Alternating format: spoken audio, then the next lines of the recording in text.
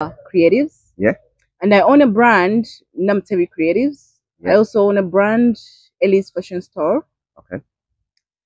Nedira Mamba.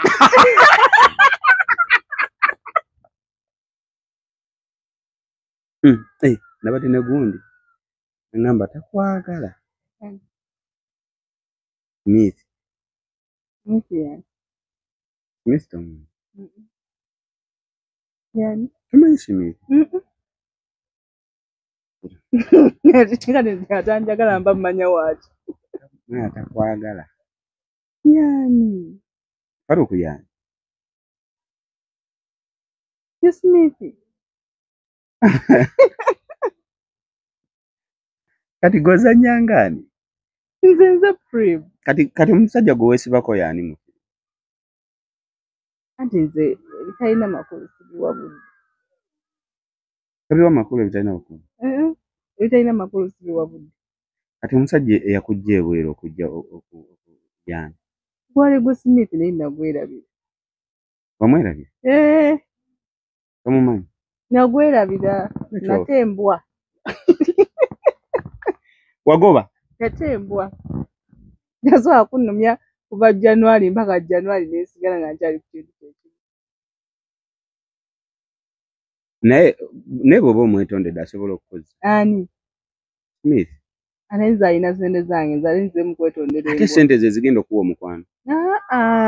Mulindyeko bannange tosobola kubeera mwavu. Tolina adde ekikumi. Oli mu ruumu emu. Ali kwotega n'empisa embi. Naye alina by'oyagala. Tomanyi na mukwano. Alina by'oyagala. Kandi ntuuka nange nenta. Kati nata. Bw'okwata nnyo ekintu n'efukwokya nnyo. Otuuka n'ota. Kati wamuta? Nata. Nze ngamba okyamwagala kuba kyekikukaabya. Edda mukwano. Kyekikukaabya. Era kyekikuteesaamu ssente. Kyovola luli wagamba mbu kyovolaba luli wagamba ne Smith ono tanziba bubbi. Bino byaŋŋamba mbu mulwadde akakasa mulwadde. Naye era n'ozikwata n'ozimuwa. Buno obudde kyenjagala kwe kumulagako nti naye nsobola omufiiriza. Kati ogenda mufiiriza ki? Kanjagala kifiiriza. Kyonna kyogenda mufiiriza ate ogenda mufiiriza ki? Kati gwe lindako olabe. Nze Prem kalibobbo.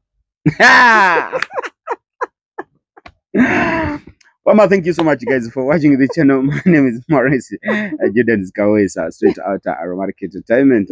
And in Muva Bulaya Umutike. So the city Mutike. Nze najja ku vacation. Wajja kuwummulamu. Najja kuwummulamu kulya ku ssente zange. Era bwe njagala nninnyirayo n'enzirayo. Noddayo wonna wonna. Bwe njagalidde. Toyogera linnya naawe. Toyogera linnya. Omwagalwawo? Toyogera linnya. Baby Ingu? Naye tumanyiddwa awaka n'emirirwano. Tumanyiddwa awaka n'emirirwano. Erinnya bw'olyogera. Obunyenyenku. Nga buli sayidi wa? Mutwe. Nga twabeera ku mutima. Buli mutwe. Infa tubeera wa mirundi esatu mu lubuto, ku mutima, mu mutwe. Kati buli mutwe. Obumutwe bwe bukola buti. Nedi bwe bukutabula. Kati buntabula. Ate obw'oku mutima bukola buti. Obw'oku mutima kwagala. Ate obw'omu lubuto. Nati obubatafu. Tuli ku Maurice Jordan's Media guys, thank you so much for watching. Kansenti muli bulungi. Olunaku olwaliro omuntu gwe ndi naye waliwo yansabye nangamba Prem njagala manye ekituufu.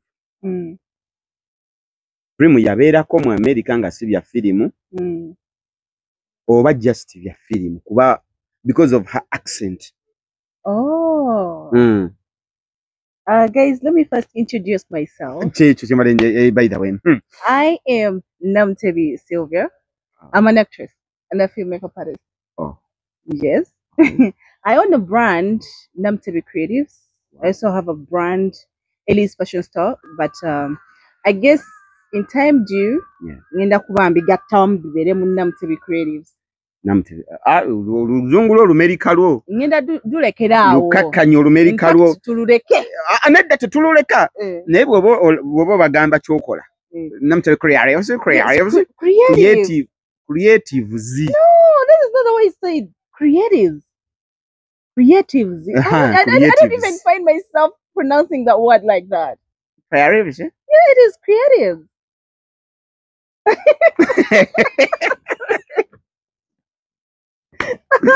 Okay, introduce yourself first to the fans.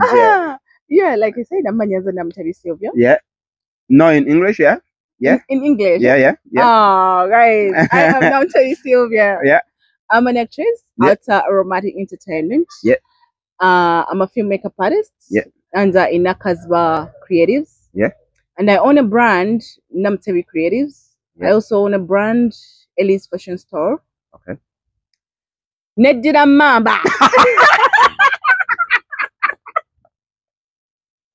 can I say that in English? I can't.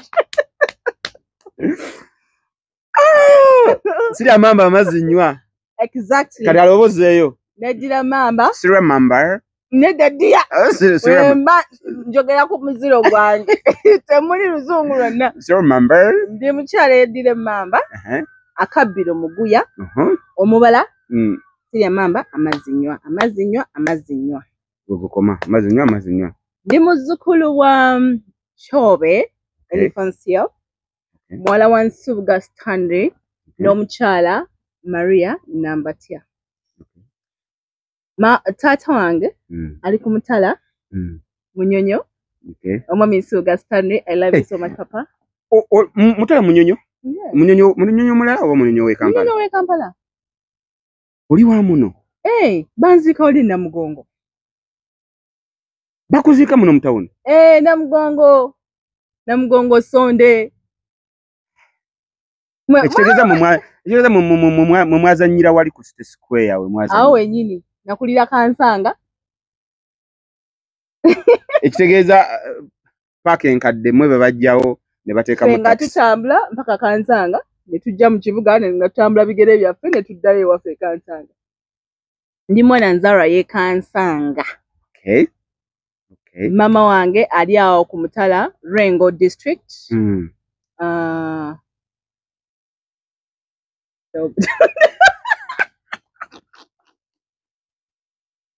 Omutala gwa mama we.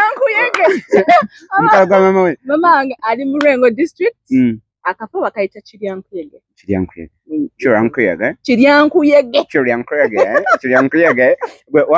Waliwo omwana yali ava mu US. Yoba London oba US. Kati nga nagendeye mu kyalo. Nenga gye yali yakulira. Nagendeye mu kyalo. Ne bamukwasa akadomola agende ku luzzi. Kati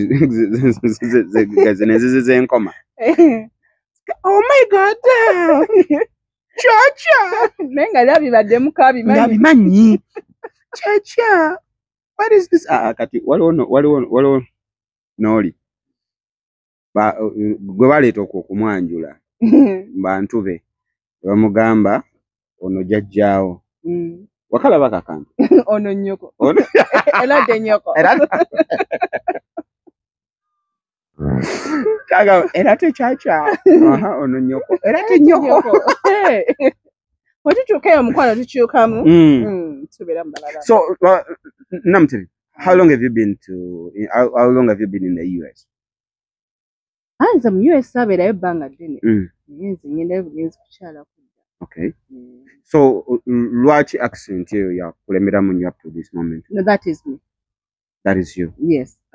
That is my accent. Nga wawulira nti wali abantu abasoma, nafuna masters, nenga taswako. Accent yeyo. Okay. Yes, but that is my accent. When it comes to my son, yeah, I'm in primary 3 right now, but he speaks exactly like me.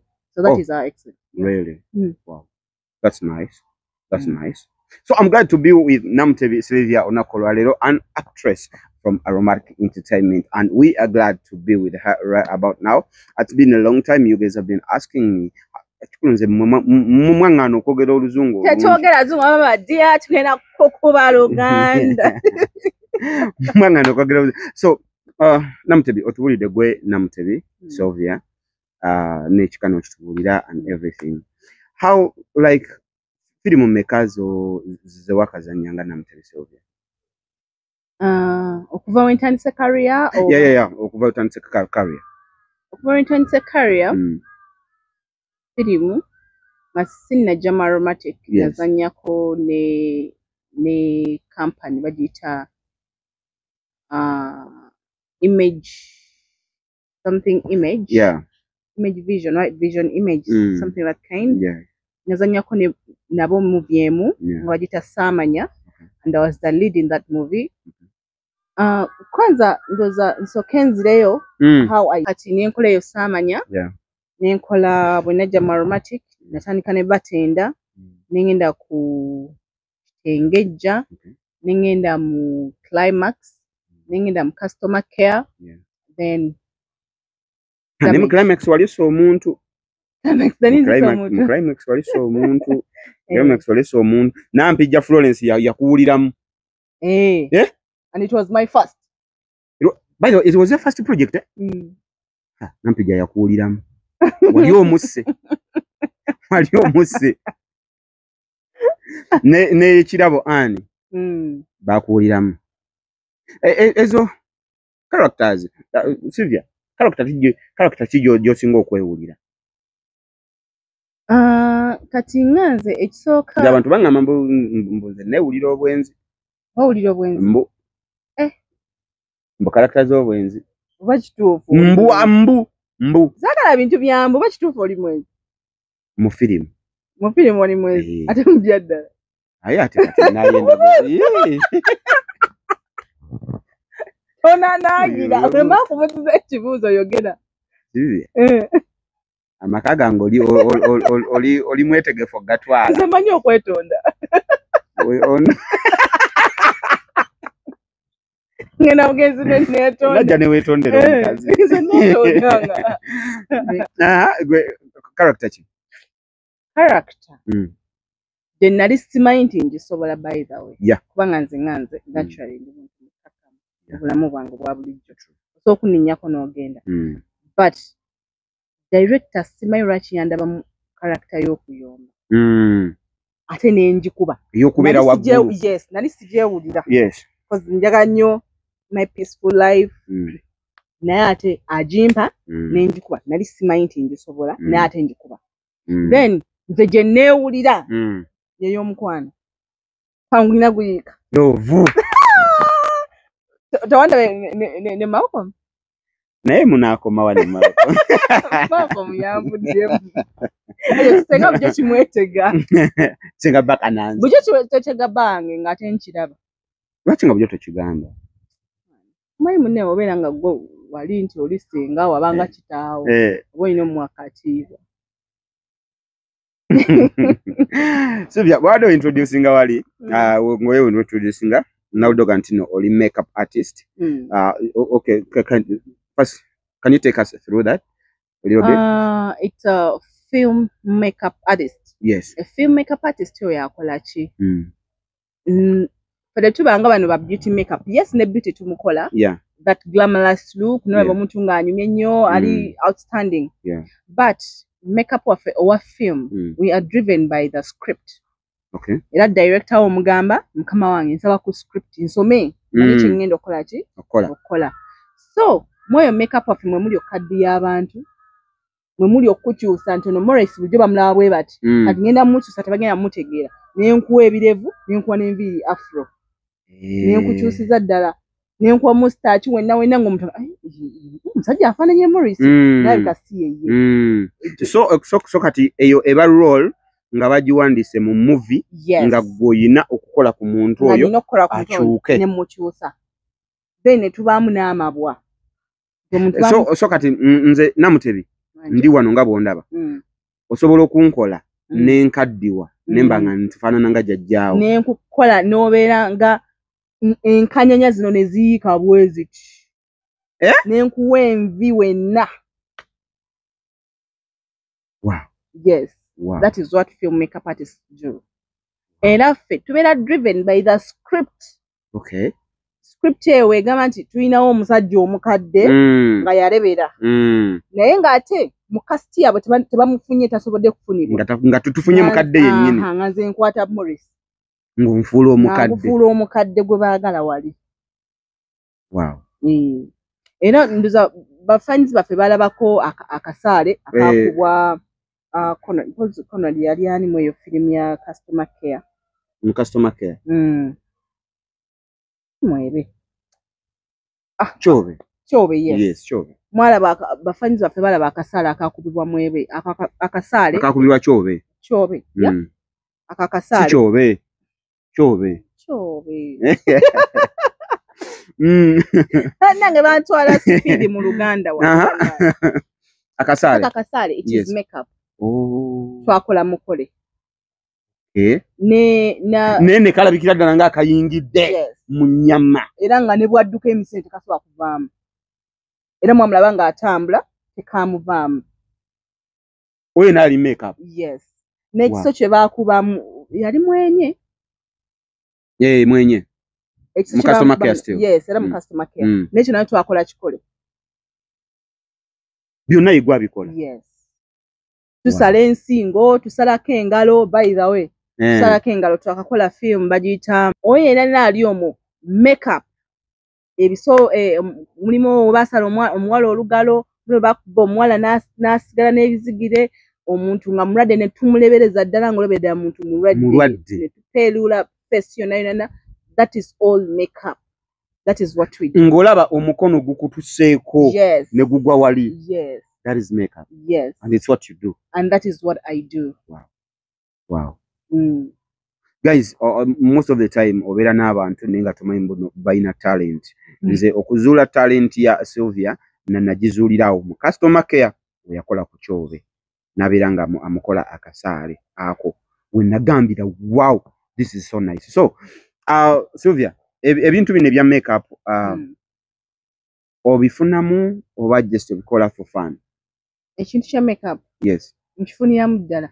Okay. Yes. Okay. Kubanga bwe nali nkiyingira nakiyingira n'okwagala. Yes.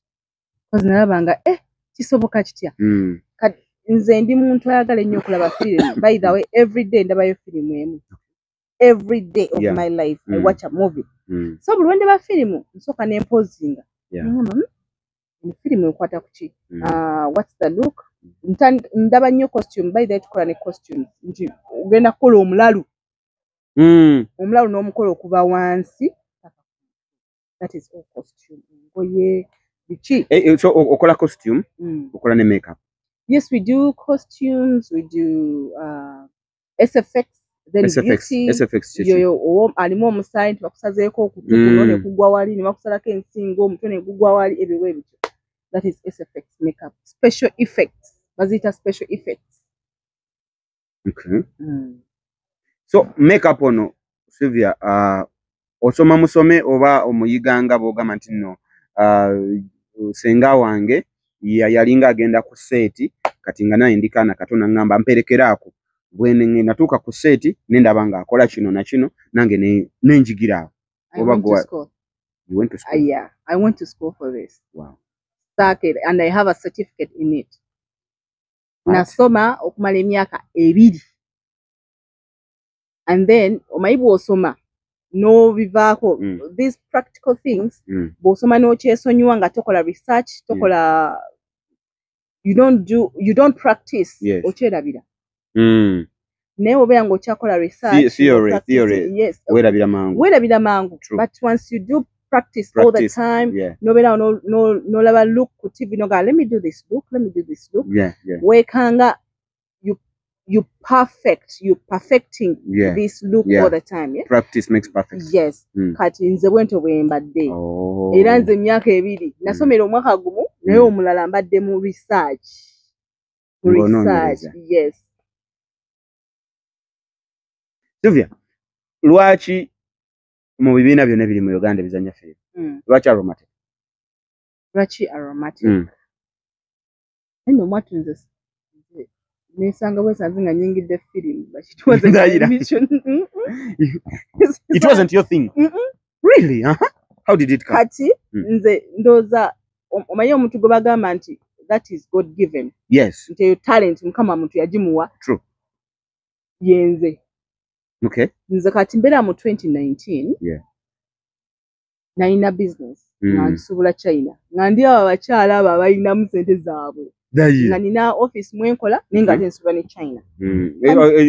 China ng'osuubulayo ki? Nga nsuubulanga engoye z'abaana n'engoye z'abakyala nga neeta n'engatto. Yes. Kati nga sibeera na location, kino nina location because nalinanga office mwe nali nga nkola. Yes. Nga mbeerawo n'ebintu byange ne nkola nga zi deliveries. Yes. Ka 2019 tufuna obuzibu bwa COVID. COVID atuukawo. Felix Bwale bwanika ampita. Sylvia, jantukole buskits. Nga nkola buskits bubiri nga mbitunuulya nga kino si bintu byange. I cannot be active. Olo kaskiti nga mukola about what?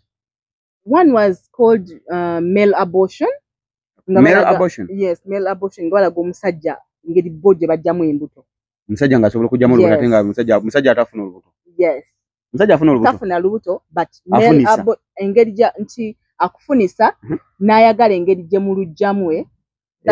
Kati like okugissaamu bla bla bla. Gwe nakuforcing something like that. Yes. Mwe mwakiyita male abortion. Yes. Okay. Ati twakola skits bide eyokubiri sidi. I'm starting you know when you with someone who's English expert, you start learning some vocabularies, yeah. So, when it comes to English, you have to practice it too. Of course. Yes. Because we know we got to ogenda dwela bila. So you have to keep on practicing. And by the way, you guys, I'm starting to learn some vocabularies from Sylvia, and that because it's my first time to hear that word, male abortion. I thought. Nti omwami afunye olubuto n'agamba nange kantekeyo kapiiru emu wansi wa lulimi obimanyi byokozesa abantu ab'abandi mbwegwe byali mu nsobeddwa bwe muteekayo mu lulimi emu wansi wa lulimi emu wansi endala wakozi ziba ssatu ne bakuzanya ddate kana kali kagezi ne kakuzanya ddate kana kanzanya ddate mukola male abortion. Yes. Kati tukola male abortion ne another skit abukwata abuteka ku Facebook abusindika by then nali wamanyi nnyo ku Facebook ko tukwalinga ba clients bange. Okay. Kati omwami Yasin Kasawuli akalaba ngamba nakimanyi Sylvia omuntu singa kuwa obudde a good actress eyo 2019. Yes. Ngamba nawe ndeka ati nziza mu bintu ebyo ngana. Yeah. Kati 2020 tuli mu COVID. Yes. 2021 Yasin Kasawuli addamu ankubira ngamba Sylvia waliwo abantu mwami bamuyita Buwembo Yusuf. Yes. Yalina project eya Image Vision gye ngambye. Yeah.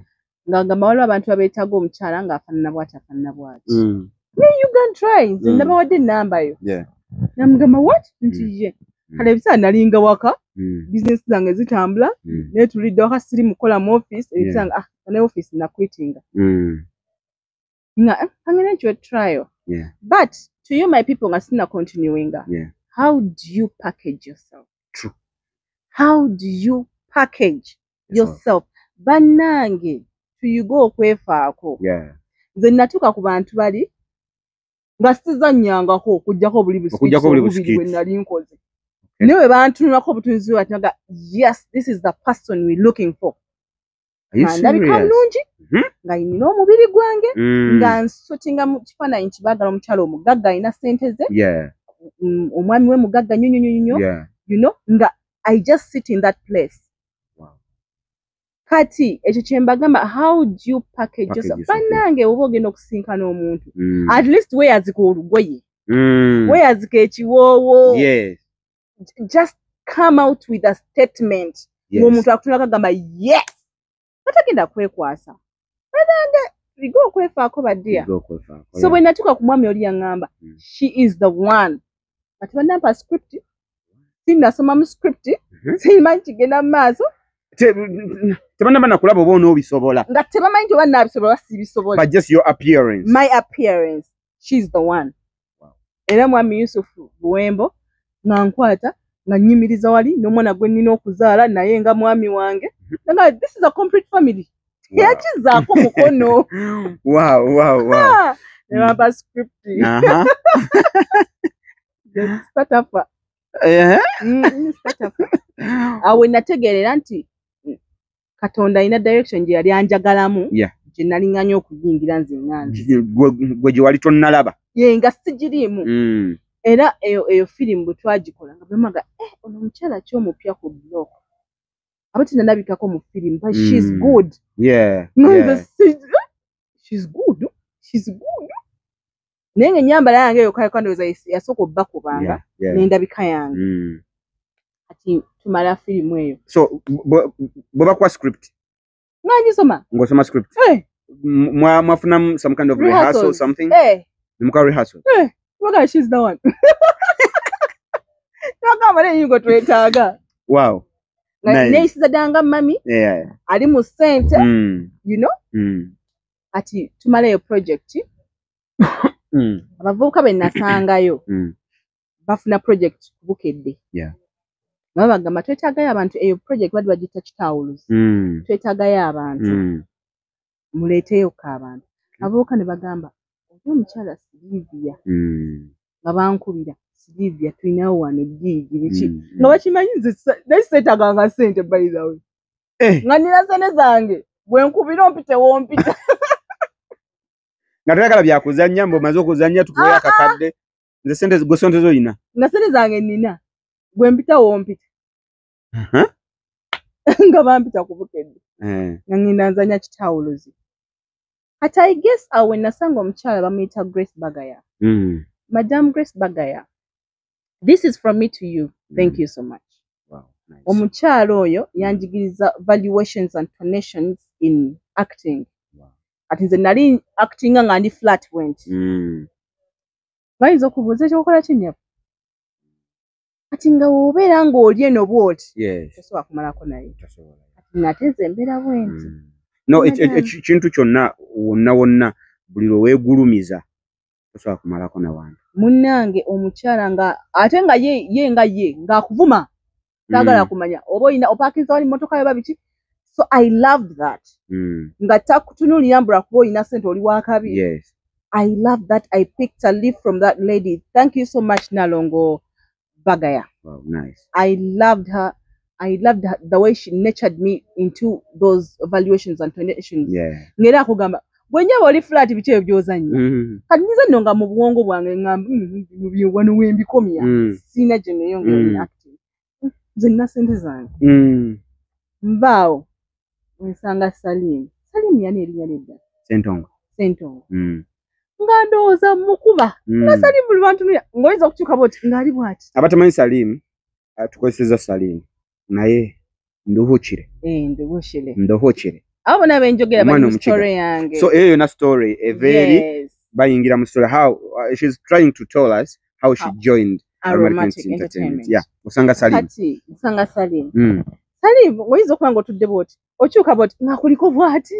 Kino ekisajja nkikubye bambi kisajja kyattu. Kati lumu nangamba mbadde nsaba. Ko saagenda na mmotoka. Nangamba mbadde nsaba nkuvugeko. Zeeyo waka. Bwana naye abeera ku Entebbe Road. Nga bansaba na busabi. Nze nayisimanyi maanyi ge nnina nandabika yange. Omanyi endabika eno bannange. It matters a lot. It gives you that value. Omuntu tunaga bannange omukyalo. Omukyalo oyo. Kati bw'ati Salim bwe yabeeranga. Era nga mukuba naye nga talina ngeri gy'ayinza kunnyonyola. Mpaka one day we yaŋŋamba naye omanyi kati olwakutwalako kiki ekiri mu mutima gwo? Nze no ndi muntu ali fane. Zontwalako ngamba kati ntuuse waka nze sirina buzibu. Nze nga sibirooza nako nti asobola okukwana something. We were friends. Ne ng'omanyi nti omuntu bambi akwegomba obeere mukwano gwe bwekityo bwe kyali nga Salimu aneegomba okubeera mukwano gwe. Munnange abakazi bamanyi okwematira kama nsaba nkutwaleko. Munnange ate nze siri bwentyo. Mbaako. Nze munnange siri bwentyo. Ndi muntu gy'ojjidde gye nkutwalira. Gwe jjangu nga weeraga kulage nti ate yeraga bwati nango oli pole nkulaga nti omuntu bwati bwalina okubeera nze wojjira wenkutwalira nina abantu batamanyi nakumanya nti nsobola okubuuza omuntu nga nfukamidde kubanga si kye bakuwa si kye bampa. You give what you receive. Exactly. You know, respect is earned. Yeah. Bwe tundaga nti omuntu eyeetagibwa ekitibwa abeera bw'ati omuntu ow'ekitibwa abeera bw'ati darling tosobola kifuna kuva gyendi era nnyinza okujjako. However, I'm a person who's hi, yes. Hello, yes. Morning. Yes. Nga ntuula mu katebe kange nga nsirika. Era nze n'omuntu anfunako emboozi ajja wendi. Awo tugenda kunyumya.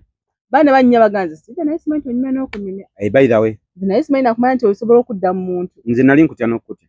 Bangi mu aromatic abalowooza nti nina empisa embi. Nze nali nkutya. Bangi abantu nange n'onkulaba eri nange n'entuula eno. Si gwe weka. Bangi nnyo abawala bambejja n'agamba naye neesiwubye. Kyokka ate munnange oli simple oyogera omuntu bw'akumanyira. Nga simanyi nti omanyi n'okuleekaana. Munnaye ndeekaana. N'abamwama mwangavuma. Aha, Salimu akotutteko. Salimu antwalako. Kati tuddamu okwesisinkana. Salimu aŋŋamba. Okimanyi wano tosaanawo. Okimanyi wano tosaanawo. Guys, thank you so much for watching the channel. My name is Morris Jordan Kawesa, straight out of Aromatic Entertainment. Jigula program eno ewagiddwa banafe abamatendo restaurant bali wali ku Salama Road ku Kiyumba stage. Balina kamera akalungi. Tekuliko bba. Tekuliko bba. Tekuliko bba. Balina ekyenkya, balina ekyemisana, balina n'ekyeggulo. Ekirungi ate nga bakola ne delivery. Nze njanya pizza yaabwe. Pizza yaabwe very nungi. Very nice. Nyonyo. Ate ngera tuwagiddwa bannaffe aba Mama Interiors bali wali ku Arua Park. Bayina soon Namtevi Creatives is coming on board. Namtevi Creatives is coming on board era biye sponsor waffe agenda okuddako ba sponsor waffe mweyongera okuleeta akasente ba sponsor tugenda kufuna ne sponsor omulala Namtevi Creatives nenga mbadde nkyabagamba Mama Interior ali ku Arua Park awo wali bayina beddings byonna bayina cushions buno bambala mu nnyonyi bayina bed cover bayina ebitanda bayina n'ebitanda guys bayina bed cover je yakaleeta ennungi. Yes nungi nnyo eyo simanyi eri 10 by 4 it's a one piece in 10 that yes. 10 in one piece 10 in one. Yes very nice nungi bayina obutimba bw'ensiri bayina buno toilet racks gwe buli kimu kyomanyi bayina gowns zino nali ne gundi nali ne rudigido Rudigido yaga nemugamba nti Mama Interior ayina bathrobes ko ye tibazita bathrobes bazita bathtub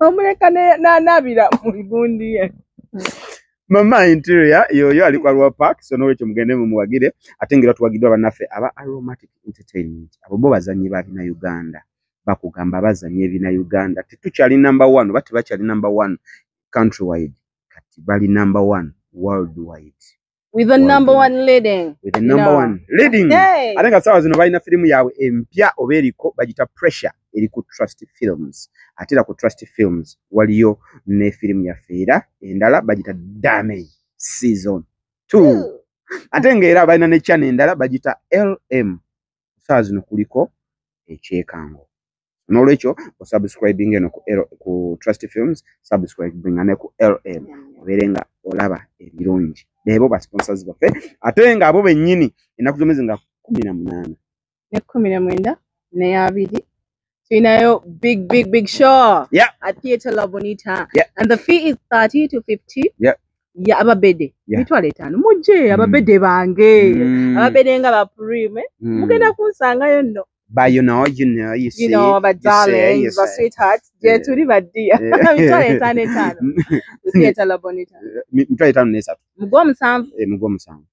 Nina post janatale ku Facebook nimbabuza omuntu ataasoma nnyo oba omutamiivu obugambo ki bwe basinga okukozesa ngomanyiyo bugambo ki it's okay. It's okay. It's okay. It's okay. It's okay. Exactly. Now it's okay. Exactly.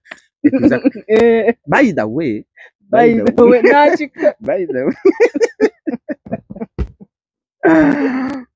Munyumira bantu mwe. Munyumira. Anyway, Sylvia, Prem. Oba Prem. Akakati oli wali. Salimu agamba nti wano tosaanawo. Ngamba. Singira aromatic. Yeah. Yuka yali azanyirayoko. Jeja azanyira. Yes. Nyanza bine ebintu sibyagala kyekiso. Nakizanya. Aromatic ogimanyi? Aromatic njimanyi. Okay. Ebisana nali nabakazanyo ka best friend. Bayi da aromatic. Olunaku nali nabakazanyo ka best friend. Nakalaba mpaka ku macha babine banyinge ne baba TV yani. Baba TV. Anyway, tugenda kwengerayo olunaku olw'enkya n'emboozi ya Sylvia oba Prem oba oyinza omuyita tonta you know what ate nga tujja kweyongera n'emboozi ye olunaku olw'enkya n'olukyo tova ku Maurice Jordan's K Media. Olunaku olw'enkya tudda n'ekitundu kye ekyokubiri yayingira atya Aromatic. Abagamba nti bizibu simanya bizibu okuyingira Aromatic jangu owulire emboozi ya Sylvia. This is bujulizi. Kuba ye bamugaba n'omugalaga nenze nga sikiwulira ekyokozanya. Tovaawo olunaku olw'enkya tuli naawe Maurice Jordan's K Media yekote tovaawo. Have a blessed night. I love you and have